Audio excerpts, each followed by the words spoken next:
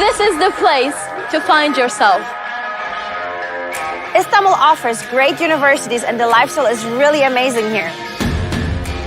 So I live at the dorms at Maltepe University and I'm really happy with it. There's a cleaning service every few days and then there's the library nearby which is open 24/7. My first impression when I came was like, it's huge. You have everything in one place. When you first come to Maltepe University, you don't know where what is and you're like, oh my God, I need help. Guess what? You're not alone. There is the international office people over there. They're like family. They're very helpful and they're always there for you. Istanbul is the perfect mixture between ancient and modern. Coming into this city helps me discover myself, learn about so many different cultures, learning about the world, which will help me in writing future books. At Maltepe University, we have a lot of research centers. Because of that, we have the ability to participate in a lot of international projects. Here at Maltepe University, the education consists of both practical and theoretical. We get the opportunity to practice everything we learn in class in real life. So after we graduate, we have a degree and we can work all over the world. People come to Istanbul all the time, but what they really miss when they visit are the antique shops, which contain thousands of years of memories and also a thread of the modern future. I like to use every minute and just get out and hop on the ferry and just go from the Asian side to the European side and just enjoy the wonderful weather with the wonderful Bosphorus behind me and just enjoying the moment of Istanbul. Istanbul is very beautiful with great culture. This city is the symbol of diversity. Come and study at Maltepe University. Come here and feel like you're home.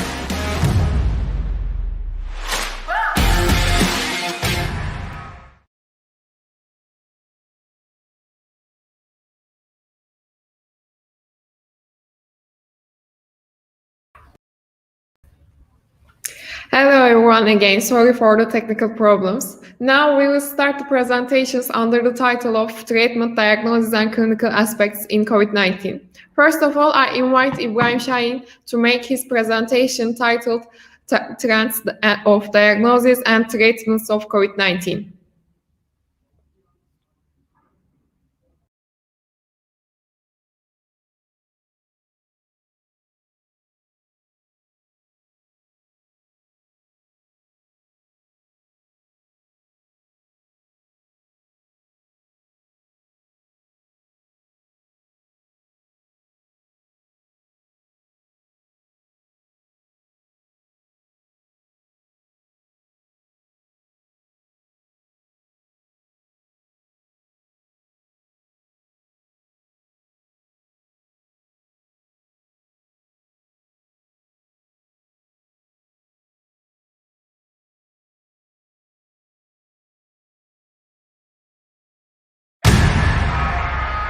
This is the place to find yourself.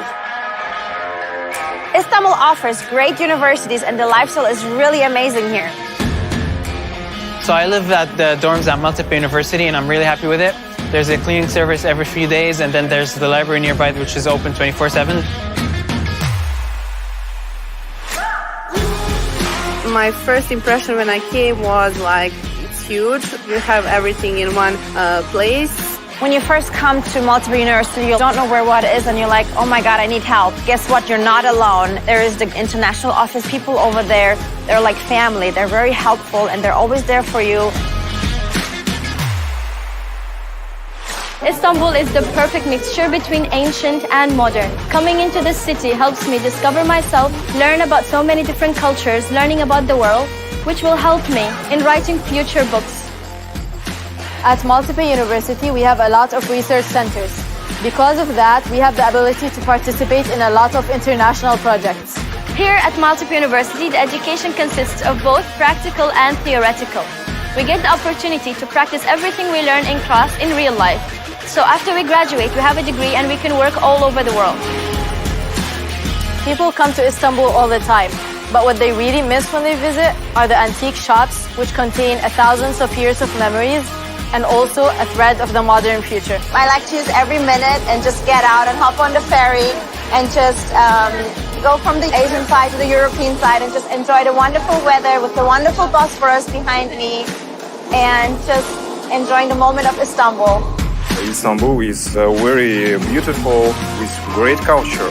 This city is the symbol of diversity. Come and study at Maltepe University. Come here and feel like you're home.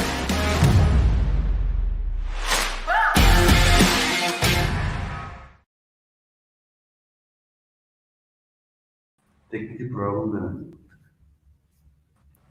Good morning. Good morning, Kekin. Tekrar davet ediyoruz da başla. So we can start? Yes. Yes, you can start. Okay, good morning for everyone. With you would be the Ibrahim Shaheen, and our today topics will be trends of diagnosis and treatments of COVID-19.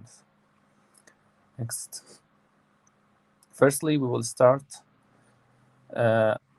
Our today's presentation will contain introductions and overview, symptoms and the clinical manifestation, diagnosis and the treatment. Next. Okay. Coronaviruses, as we know, are a large family of viruses that can infect a range of humans, and they can cause different so many diseases like SARS and MERS in humans. But the most important things, in January 2020, China saw an outbreak of a new coronavirus strain, which named as SARS-CoV-2, and it became a pandemic all over the world. Next.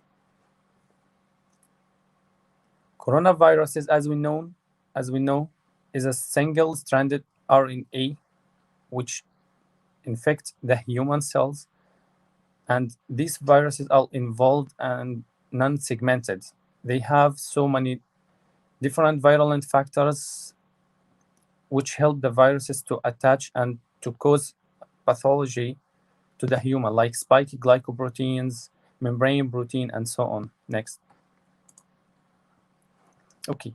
The symptoms and the clinical manifestation. It's so important to know about the incubation period for this disease because it will help us to identify and to put diagnosis for the patients. It's range from 2 to 14 days, and the symptoms will include an increase in body temperature. About 90% of the patients, we can see the cough, we can see the dyspnea, fatigue, feeling of congestion in the chest, and difficulty in breathing. Next.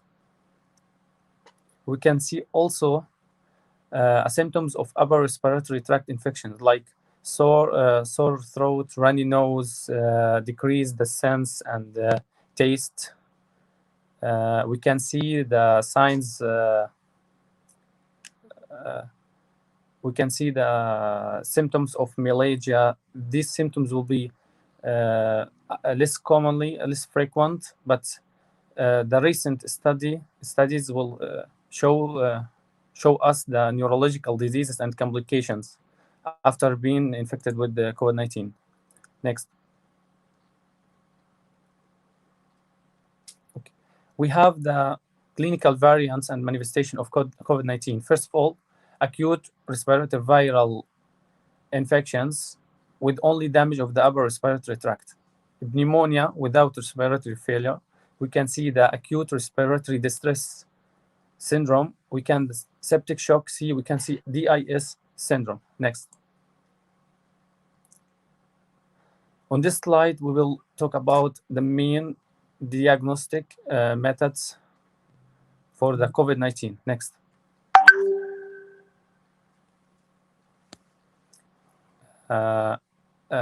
First of all, we will ask the patients about the history of the disease. It will help us for proper diagnosis. We will ask him if he was contaminated with any infected person with the COVID-19. We will ask him if he traveled in this period. Next. Okay, after that, we will based on the physical examinations of the patients to determine the severity of patient conditions, and we will assessment the mucous membrane of the upper respiratory tract. We will auscultation and percussion of the lungs, palpations of the lymph nodes, examination of the abdominal organs, thermometry, it's necessary also, assessment the level of consciousness, measurement of heart rate, blood pressure, respiratory movements, and pulse oximetry with the SpO2 measurements to detect the respiratory insufficiency. Next. Okay, the pulse oximetry, it will help us to assessment the severity of hypoxemia and to begin give a patient if he needs a respiratory support or not. Also, dynamic oxygen saturation monitoring could be also performed for this patient. Next.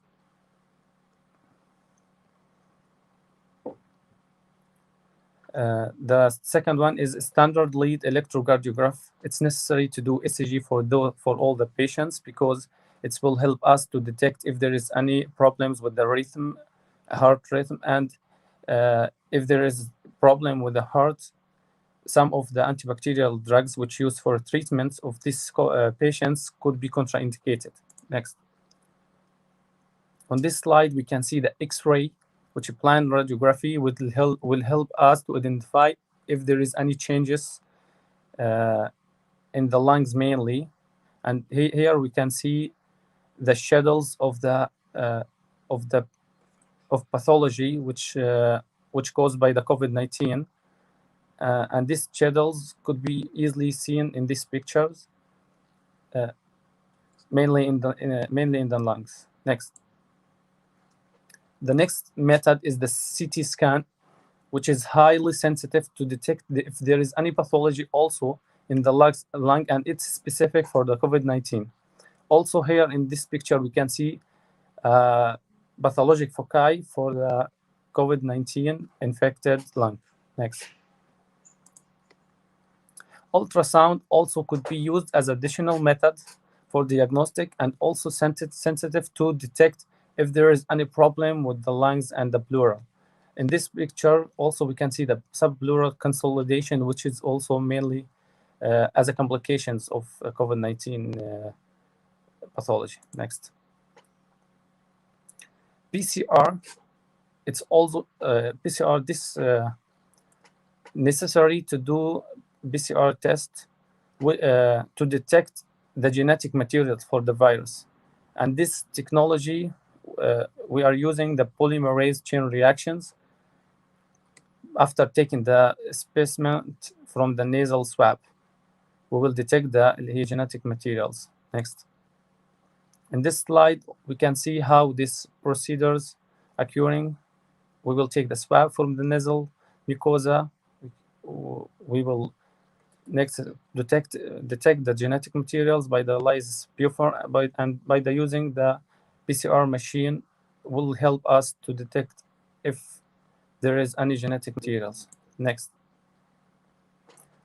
Lab diagnostic, it's necessary to detect the general blood test to know about the situations of the cells. If there is inflammations or if there is increase in the erythrocyte, leukocytes, it will help us to either to differentiate this pathology from another. Also, the biochemical blood test is also necessary to detect so many different markers for the COVID-19 infections. And we will pay attention mainly in the C-reactive proteins will be highly increased in this case of infections. Next. Also, the hormonal research, mainly we will see an increased procalcitonin, which indicates the adherence of the bacterial infections. Coagulogram, it's necessary for in this case because it will help us to know the situations of the thrombocytes and the time of the thromboblastins and so on.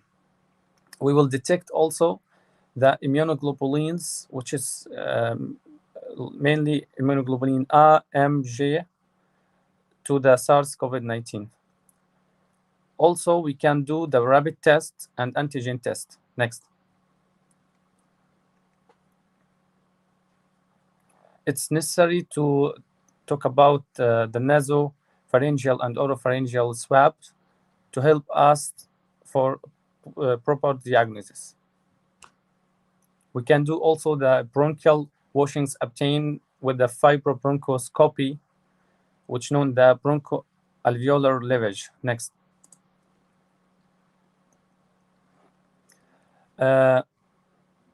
It's also necessary to do the viral culturing and the anal swab. Recently, as we heard in China, they already used this anal swab for detecting coronavirus infections. Next. Now we will talk about the treatments in case of the COVID-19. Firstly, conservative treatments by oxygen therapy. We will put the patient on the mechanical ventilation because the oxygen saturation in the blood will be decreased. So it's necessary to put the patients on the mechanical ventilations. Also, we will give the patients intravenous infusions, and we will support the patients by giving him vitamins and electrolytes. And the patients, of course, should be hospitalized in severe cases, necessary to take a rest and lie on his abdomen to decrease the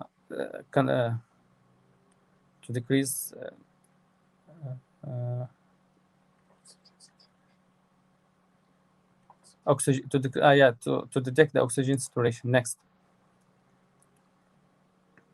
Okay, we will talk about the pharmacological treatments in case of COVID-19. Mainly, main drugs which will be used in this case, antiviral inhibitors of the spike glycoproteins, for example, favipiravir, remdesivir. We will use the antibiotics to we use like azithromycin, could be used also to support the patient's health. Antimalarial, which known as hydrochloroquines. We can use antibiotics like paracetamols, alpha interferons. We can use anticoagulants, low molecular weight heparins, anti-inflammatory drugs, and neuraminidase inhibitor, AQ1 peptides, and convalescent plasma. Also, could be the combinations of drugs will be effectiveness, like azithromycins with the hydrochloroquines, and with the also could be used with antiviral and so on. We can use also the anticoagulants to prevent complications in these patients. Preventions, of course, we could prevent the disease by maintaining the social distances, wearing a medical mask, avoid touching the face, eyes, nose, using antiseptics, taking vaccines. As we know now, there is a lot of vaccines could be provided by the government, like Sputnik V in Russian Federation, Pfizer in America, AstraZeneca in Europe,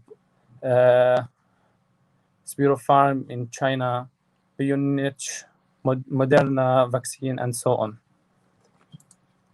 Thank you so much for watching. That's all.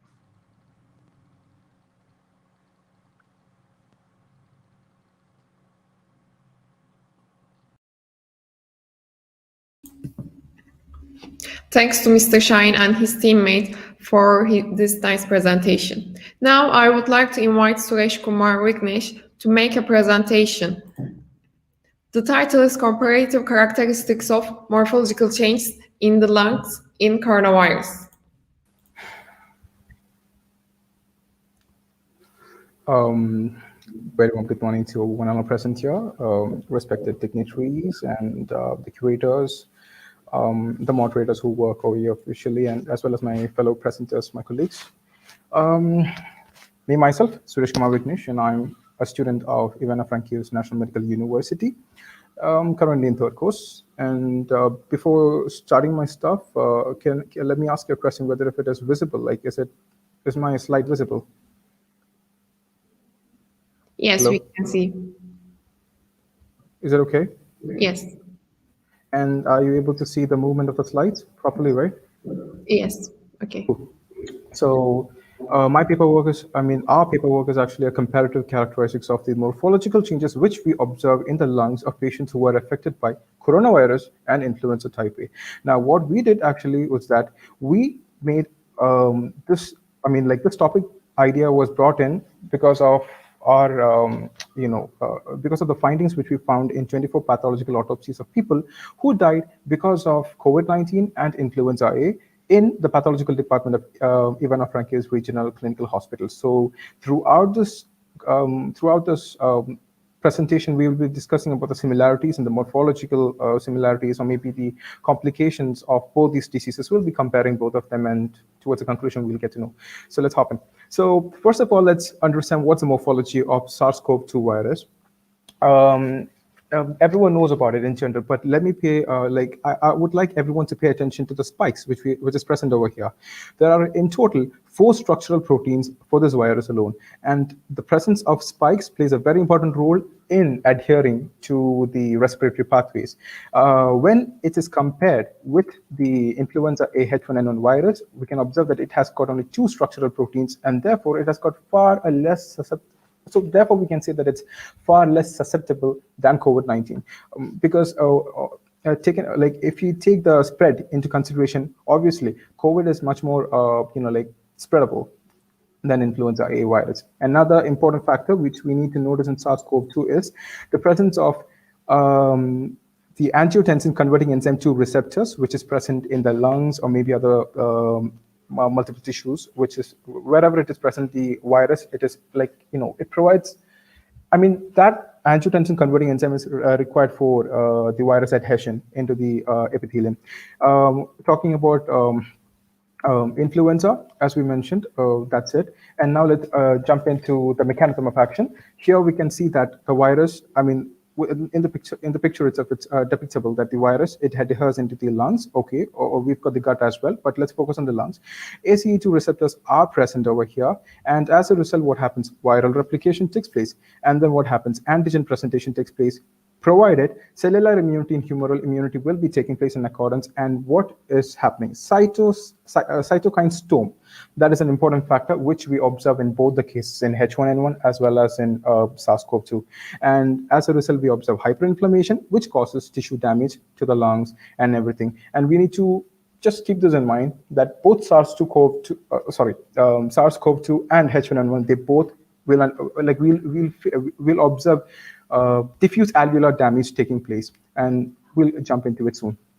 The mechanism of action of virus of H1N1 is also the same, but as I mentioned before, there is a receptor which is required for every viral virus to attach to the endoepithelium. We've got the sialic acid receptor, as you can see over here, which helps, and what a similar inflammatory process takes place. Now, this is the autopsy of the lungs of H1N1 patient, affected patient, and we can observe this dark cherry color, if you all can appreciate. And we can observe the lungs are quite airless, and there's a lot of blood in it. So it's like hemorrhagic fibrinous exudate is something that's commonly coming out of it. Once we make an incision, maybe in the bronchitis also, or in this picture, we have made an incision in the bronchus, and the hemorrhagic fluid comes out of it. So this is our external morphology. And also another characteristic feature is the foamy hemorrhagic fluid, which is present only in H1N1. And now, so, as I mentioned before, we observe diffuse alveolar damage, and it has got 2 phases, exudative and the proliferative phase.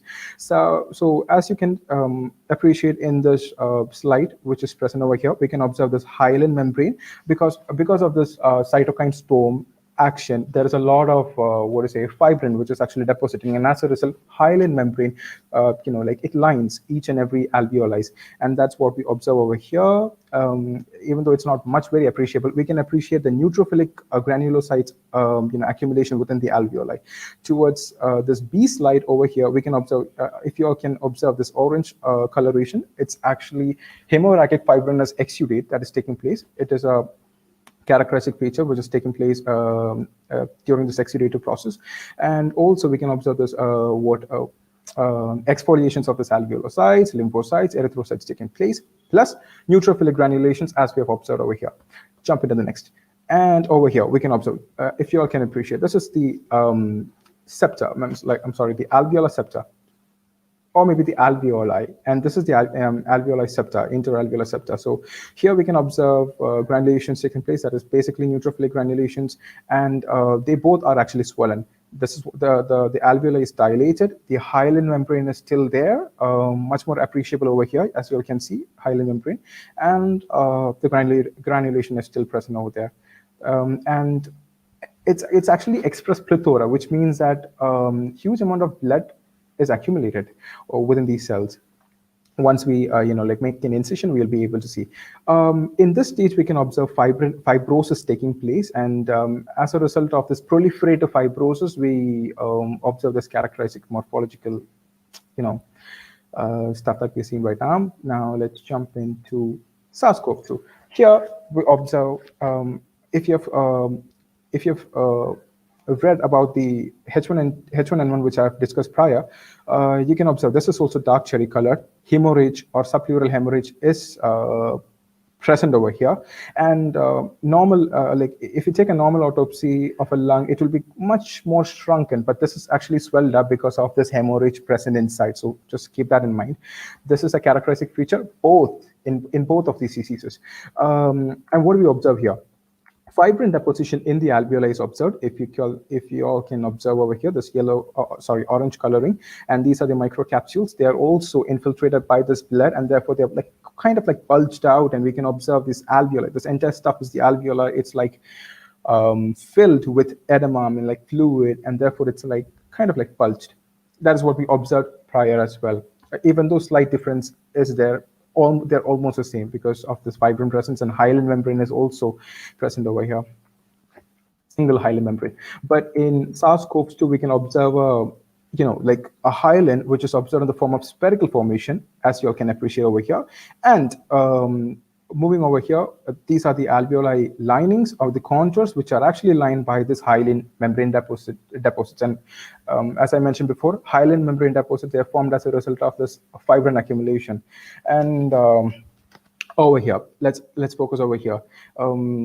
Just as I mentioned before, diffuse alveolar damage is common with both SARS-CoV-2 and H1N1, and this is what's happening over here, the exudative phase, where the fine thrombus is observed over here, and plasmorrhagia will be observed. But in addition to that, fibrin is present in the lumen of the alveoli, in the vessels, and the alveoli as well. And as we observed before, exfoliations of the alveolocytes, macrophages, erythrocytes also takes place, even though it's not much appreciable. Yeah, it is a bit.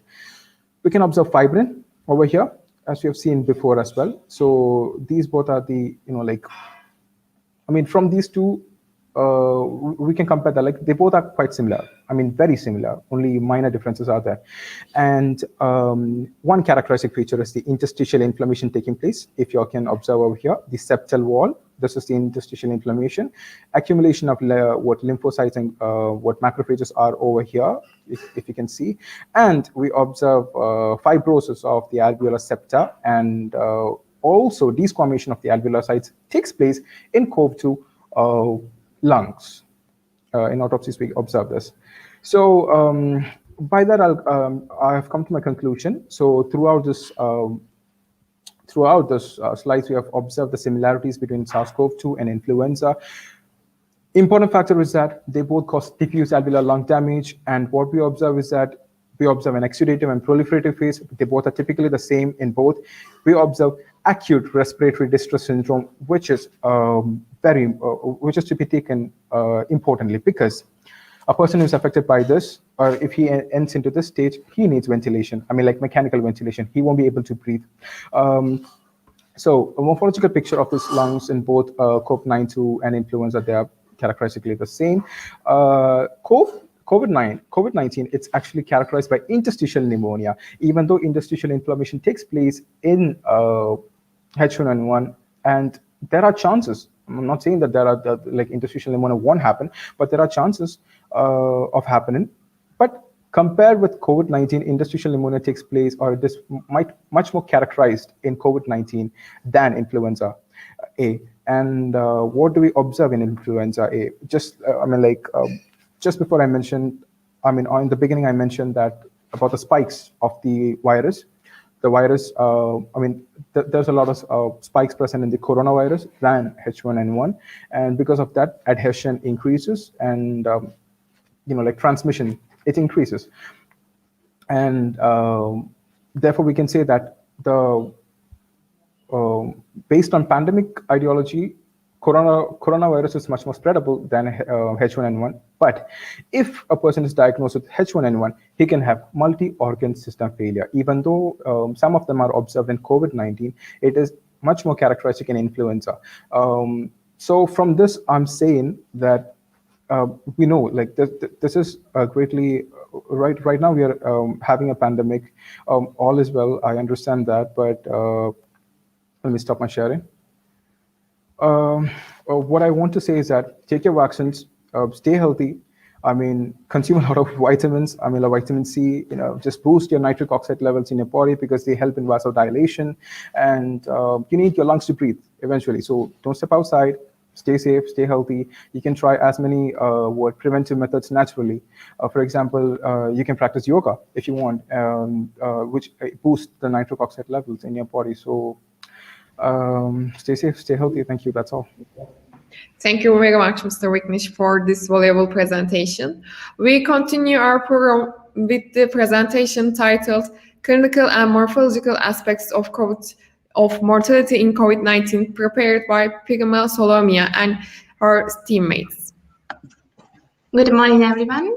Are you seeing my screen? Yes. Yes, great.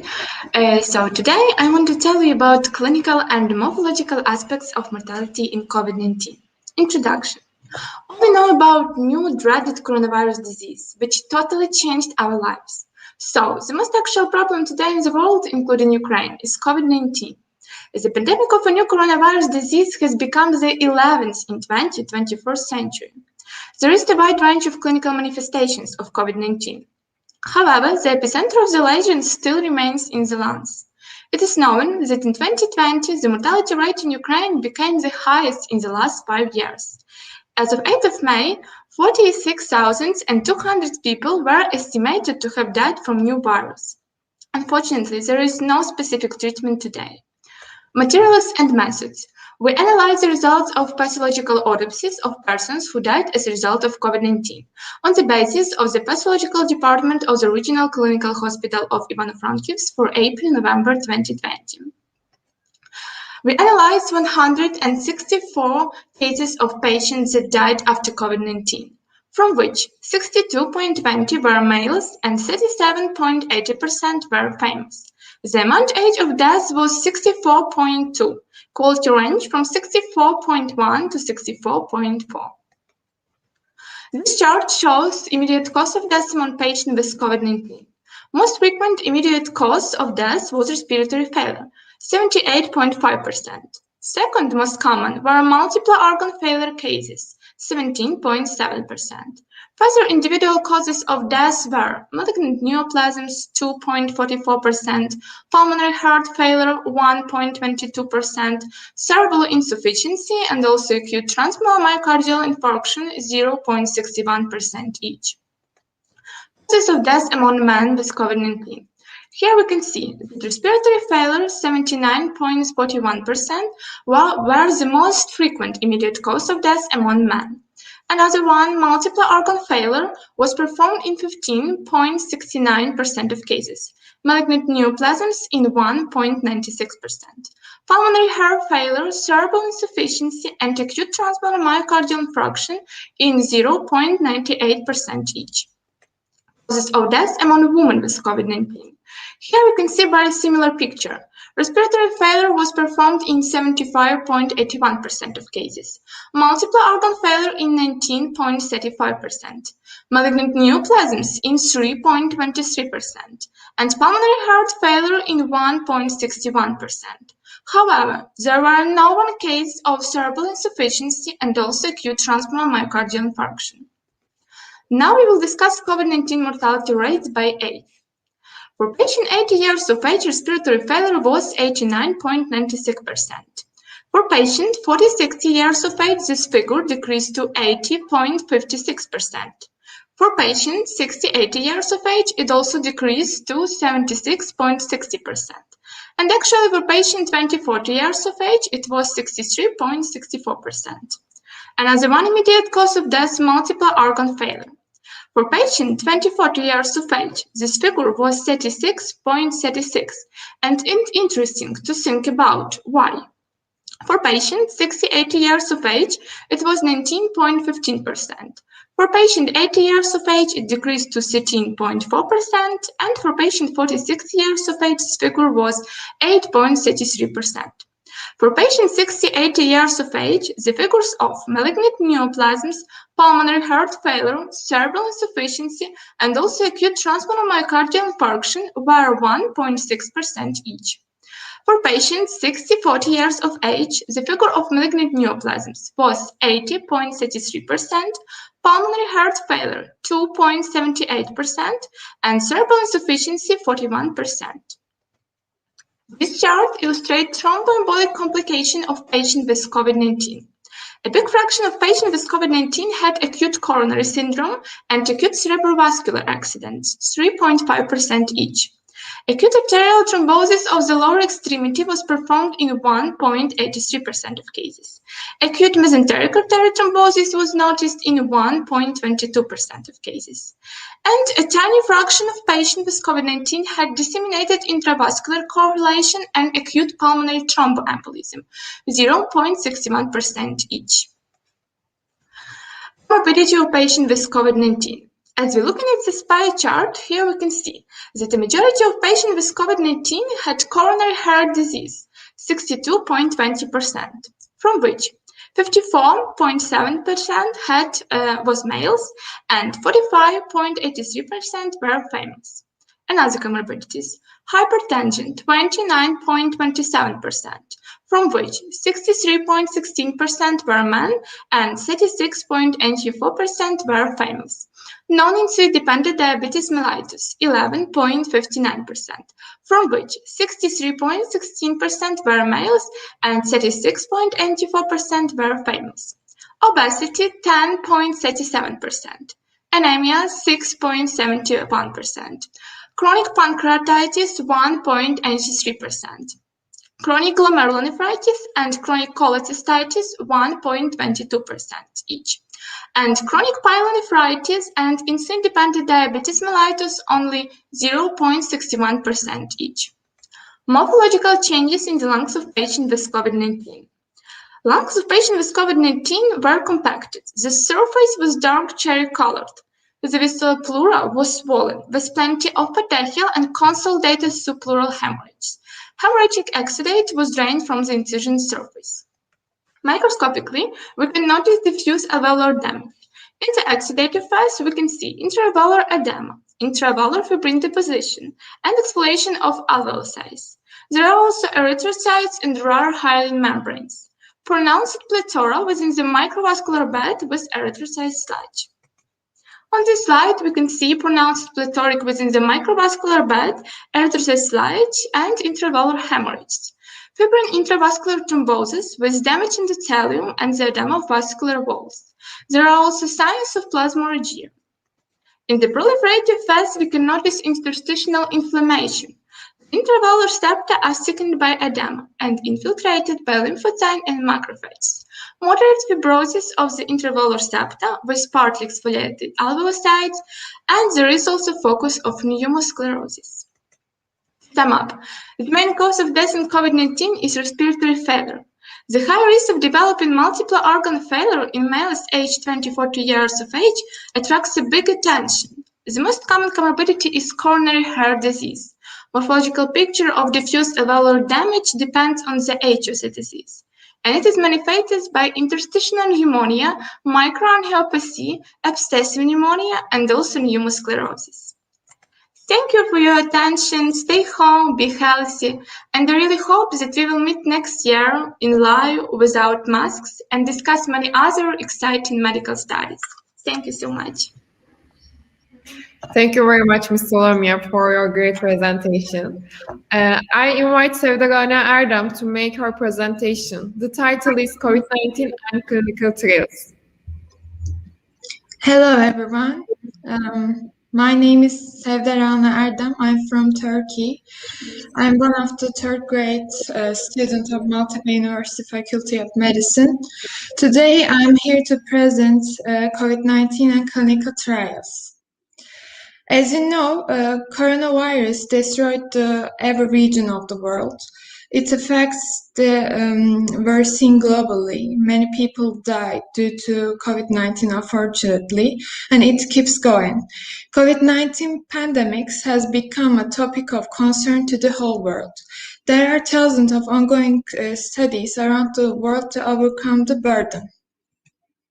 Interventional clinical studies, a type of clinical study, is an important source of clinical evidence. Evidence-based data will promote better treatment for COVID-19 patients. In this study, we aim to explore the latest numbers of clinical studies and interventional studies of COVID-19. We further explored the ratios of completed studies and distribution among countries to better understand the landscape of clinical studies on COVID-19. Method: the database clinicaltrial.gov is used to retrieve clinical studies that are conducted around the world until 3rd May 2021. The number of clinical studies according to study type, status, and distribution among countries are analyzed. And I noticed that even after 1 week, like yesterday, 69 more studies were added. These data belong to 3rd May anyway. These are results. We can see the distributions of the regions and on the map. The red ones are have the most clinical trials, and the green ones have least clinical trials. And total of 5,550 COVID-19 clinical trials are found in the database, and status of 1,037 trials recorded as completed. Out of 5,550 clinical trials, 3,121 trials are within the interventional clinical trial category. 464 of them completed. On the other hand, out of a total 1,461 are recorded as recruiting drug trials, and you can see the percentage of interventional clinical trial and how many of them were completed in this chart. On the left side, interventional clinical studies have shown with light blue, is a huge portion. And on the right side, completed studies have shown with dark blue. In this table, we can see the distribution of clinical trial and region. Most interventional clinical trials are recorded in North America, United States, and Europe, while 15 trials are coming from Canada. North America is the region that has the most studies with 164 interventional trials. Furthermore, in North Asia, 31 trials exist, and 27 of 31 belong to Russian Federation. Also, 33 of the studies that completed in Europe are in France. 22 of them are in the United Kingdom. We can see that Spain has 31 trials, so the total number of interventional trials in Europe is 120. If we had a look, Turkey has 27 trials. Finally, SARS-CoV-2 has affected the whole world, and we still need more evidence to better treat the patients. And my references were at the bottom of every slide. Thank you for listening. Thank you, Sevda, for nice presentation. You're Now welcome. I invite Salman Mahmut Kelani. The title of his presentation is Post-COVID-19 Syndrome, Reaction of Skin and its Appendix.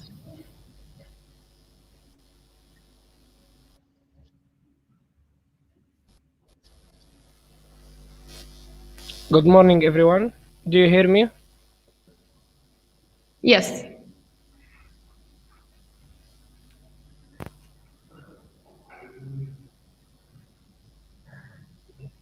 You can start.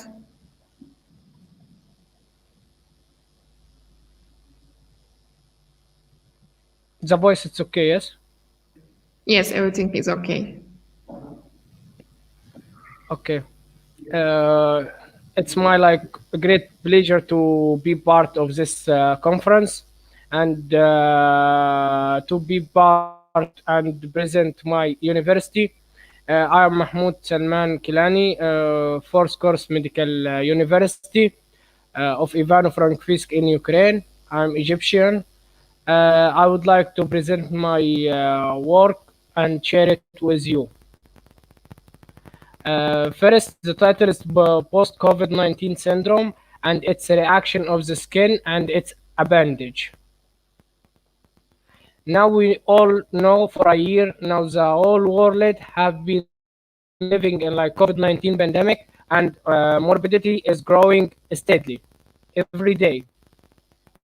And more than 157 million cases during the pandemic, and maybe now more than these cases, 3 million, 3% patient have died, and 135 million have recovered from this COVID-19.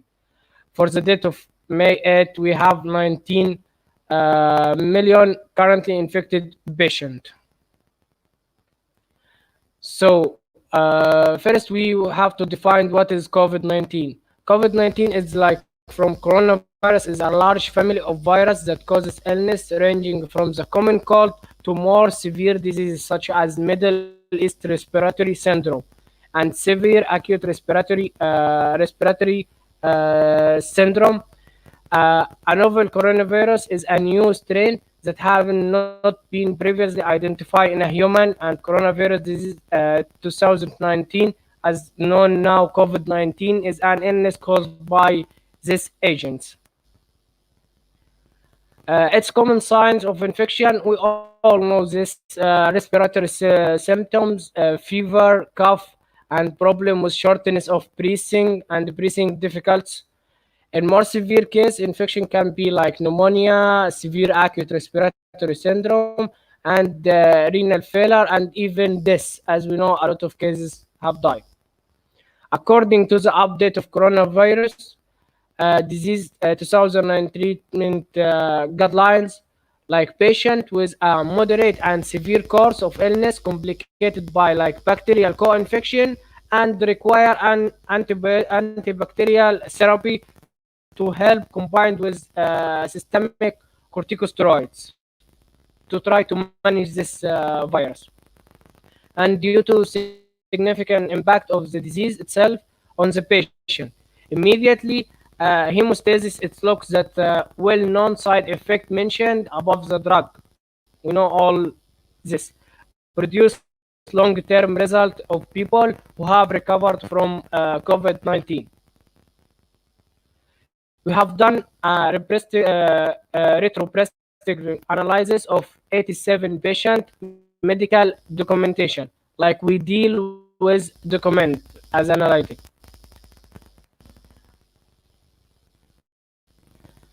For documents for 57 female and 30 male aged from 28 to 63 years have applied for like dermatology help on the 10 to 63 this day after the coronavirus disease.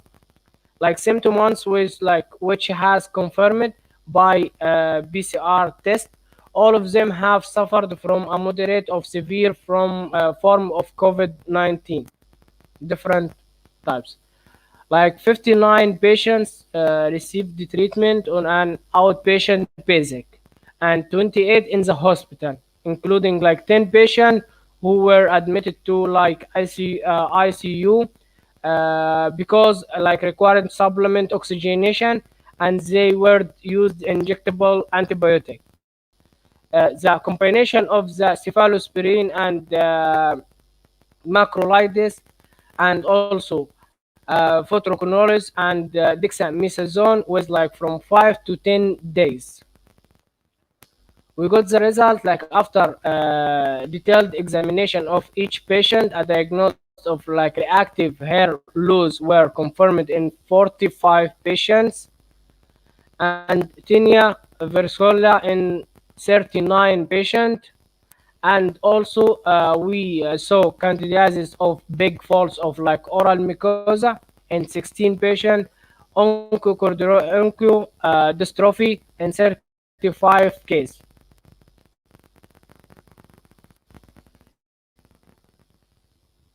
And the flat warts in 7 patients, common warts in 6 patients, and lesion planus in 2 patients. In 58 patients, 2 or even 3 nosology at the same time, like were diagnosed. All this pathological process manifested with 1 to 3 months after this disease. Some of them like while taking medication for COVID-19. We got our conclusions. The analysis of this dermatological morbidity show that diagnosis of skin problem appeared due to side effects of medication, not like directly affected by virus as COVID-19, which were used like for treatment of COVID-19, and it's like cannot be direct complication of the coronavirus disease, as I mentioned. And a massive antibacterial therapy with systemic corticosteroid like lead to immunosuppression, stress hormone disbalance, and hypovitaminosis. In combination with COVID-19 impact of the patient immunity and also psychological like stress, it provides the activation of the, like fungi and the papillomavirus through the suppression of beneficial bacteria. And the obtained data mainly confirms the fact like reactive hair loss or dystrophy and lesion planus may be additional the result of toxic influence of antibiotics or SARS-CoV-2 on the skin and its appendages. That's my presentation, and thank you for your attention. My best wishes for the end, like I would like to be happy with you, and I'm waiting for your question if you have. We thank Mr. Kelani for valuable information. I invite the last you. speaker of this session, Kayun Nisa, to make a presentation titled Clinical Features of the Long-Term Effects of COVID-19.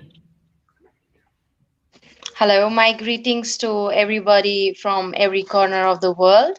I'm very thankful to Multiple University for organizing this conference that's enlightening us with the pandemic that is occurring right now. By far till now, we came to know about COVID-19, how it impacted us, the morphological structure and everything. But what we don't know much is the post-COVID impact. Once you get negative, some people complain that we are still feeling unwell. They start feeling symptoms that they shouldn't because they are now normal. But what actually happens is this epidemic is not well known to us till now. So once it finishes, it leaves its impact. As we can see that different people were suffering from different different severity of disease. Some had mild, some moderate, and some severe symptoms. So the most common symptoms that were seen were cough, fever, headaches, breathlessness, aches, tiredness, sweats, and chills. Next, please. And these symptoms sometimes ended, sometimes they didn't. What many of the people found is after they were negative, they still felt the same things after a few weeks, and they were called long haulers. These long haulers had either mild versions of the disease or the severe versions of the disease. Next, please. So what we did, next, please. What we did in my abstract that I have written, I was actually noting the real-time cases of 10 patients who were all relatives from Kashmir, and I reviewed them first of all blindly. They didn't know that I was recording their symptoms. So while they were positive, I recorded their symptoms, and the second phase was the inspection. I asked them about their symptoms. So it was two tired.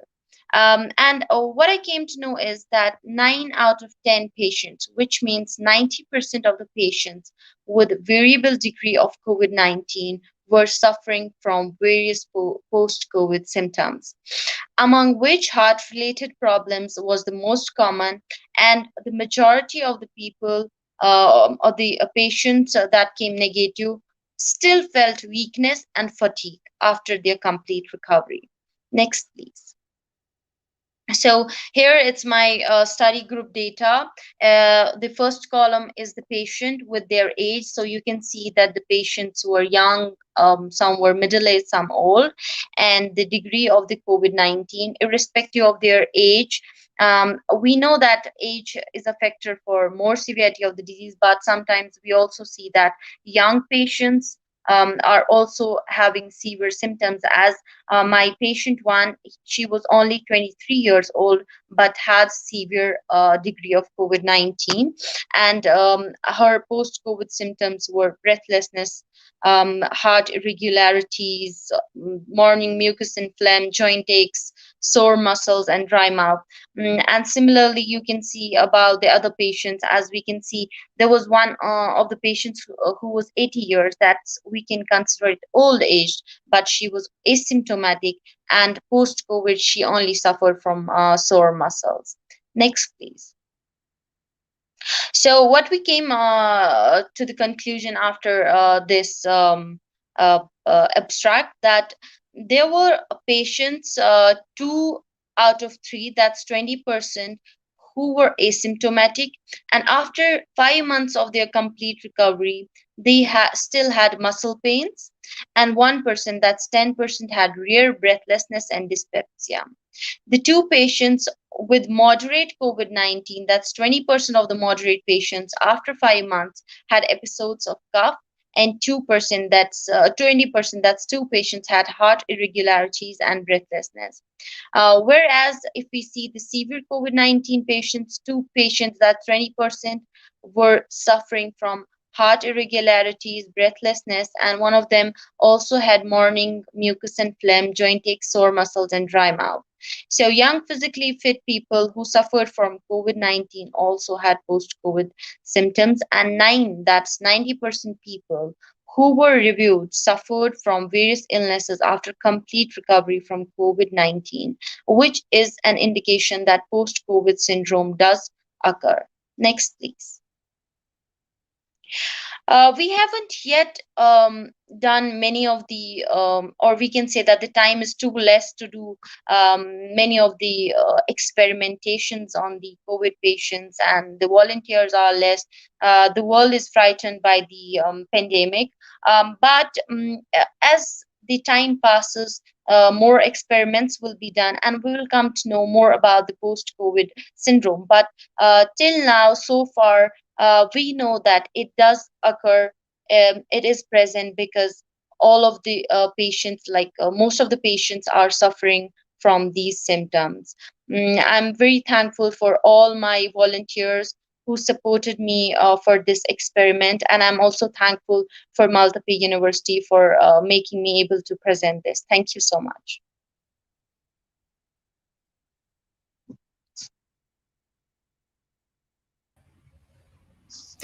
Thank you very much, Nisa. We come to the end of the first section. Thank you all for listening. We are taking a 30-minute break now. Congress will continue with the moderation of the Vice President Melike Çağlar at 12 past 10.